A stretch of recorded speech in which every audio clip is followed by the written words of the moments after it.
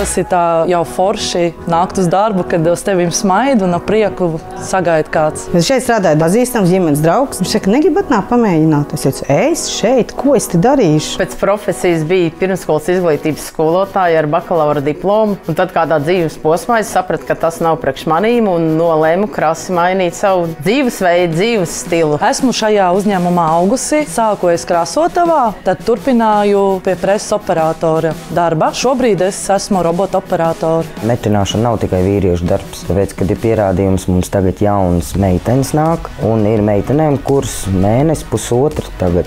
Un patiešām viņām iet, tad jau var teikt, ka vīrieši nevar būt pārdevējs, kasieris. Tā metināšana kā tāda sieviešu tamborēšana īstenībā ir. Tas smalkais, tas ir tāds, tā kā to zeltu darbotos. Visvairāk man šajā darbā patīk likt kopā daktis, jeb ventilācijas nosūcējs, kas ir kā Lego daļas. Sākumā es domāju, ka tas ir tur kājas metināt, bet tagad, kad caurules es metinu, man tieši tikai caurules patīk, ka caurmetināju. Strādājam mēs divās maiņās. Pirmā maiņā mēs strādājam līdz 3, pēc 3 ir vakars ar ģimeni. Bērniem esmu kopā un palīdzu mācībās. Otrajās maiņās es varu sapalnot sev, savus darīšanas kārtot. Un šī uzņēmumā es esmu jau 10 gadus kā brigadieris vadu savu komandu. Un ir ļoti superīga komanda, ļoti forši darba kolēģi, kuri vienmēr palīdz, izpalīdzīgi, nekad neatteiks. И у нас работают и русские, и латыши, и украинцы, и узбеки. Нету никакой разницы, кто на каком языке разговариваем.